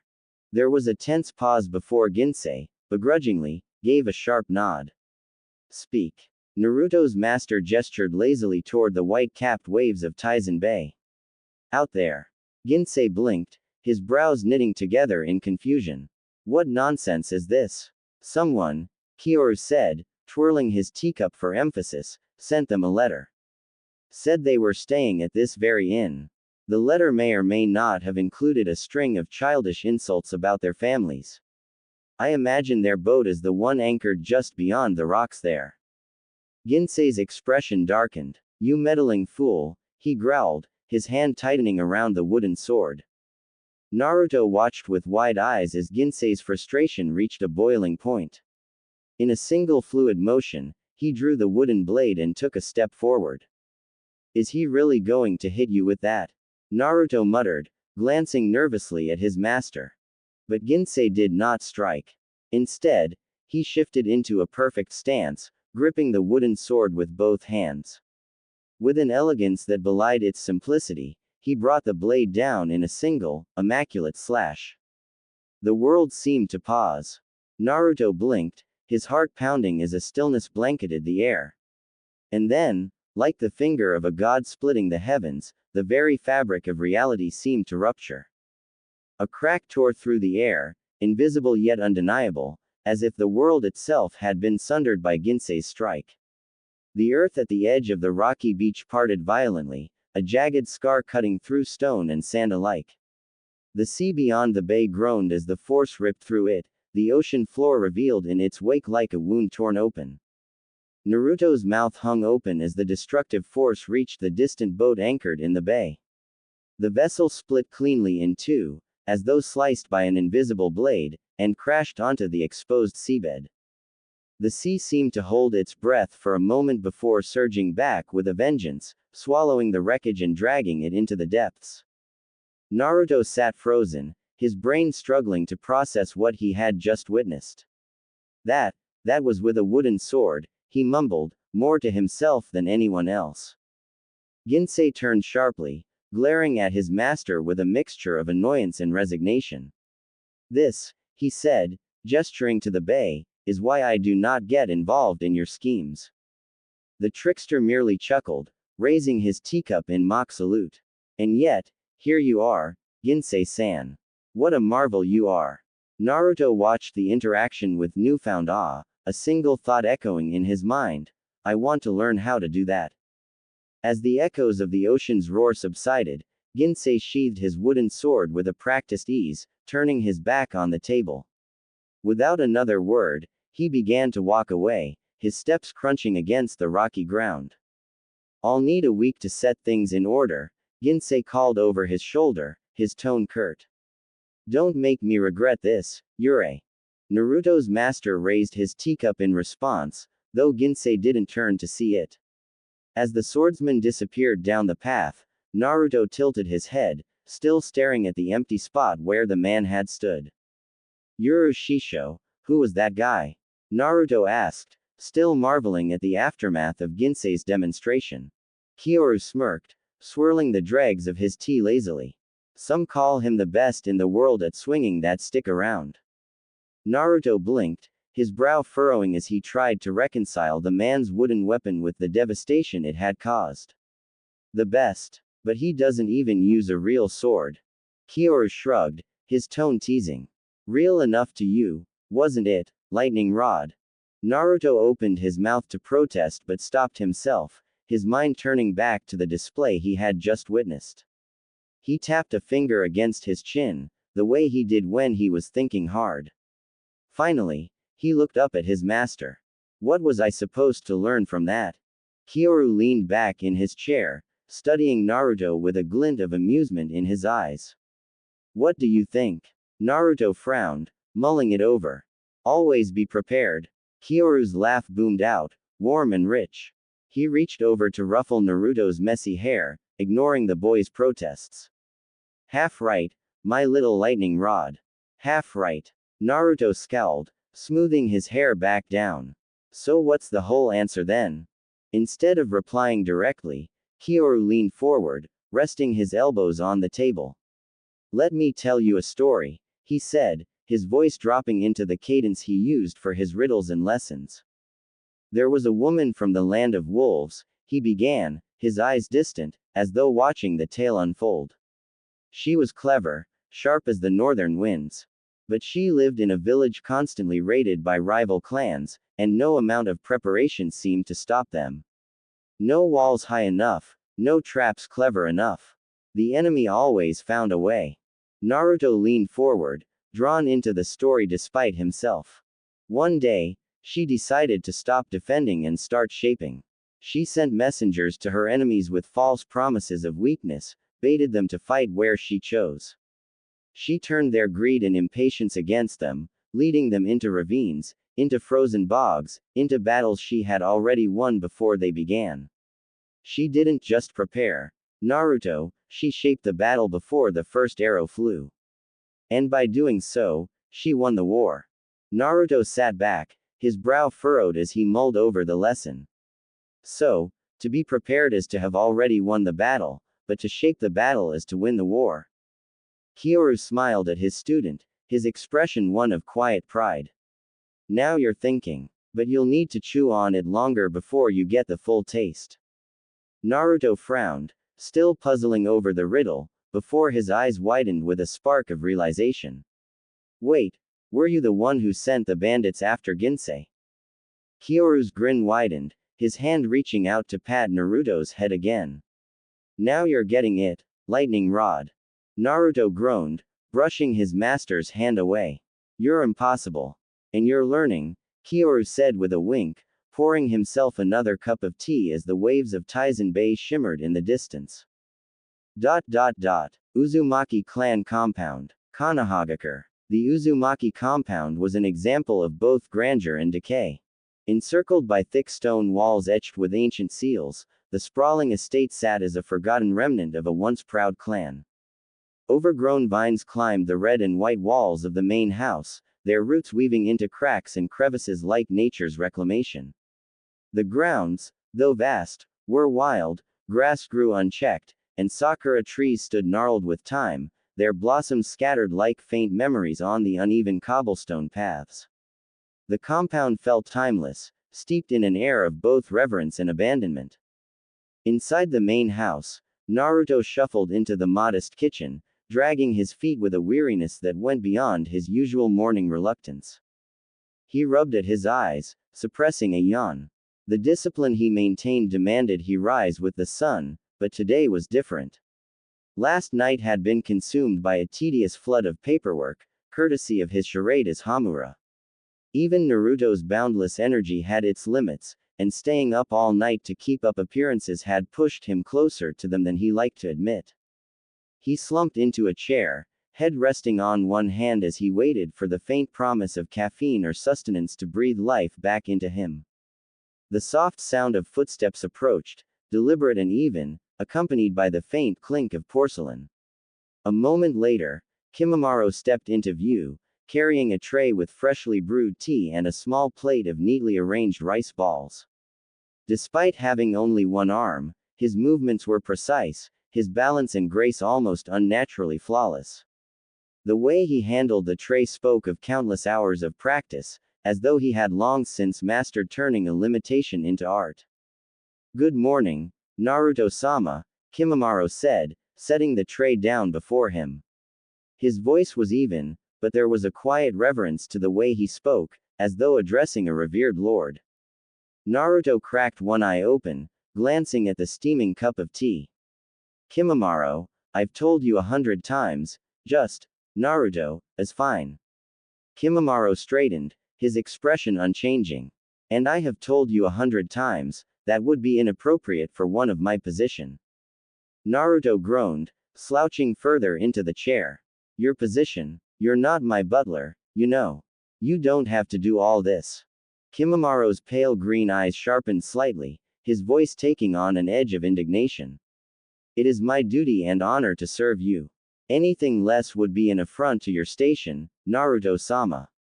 Naruto smiled, exasperated, leaning back in his chair as he picked up the tea. "My station? What? As the poor schmuck who has to juggle running around the village and doing paperwork in secret."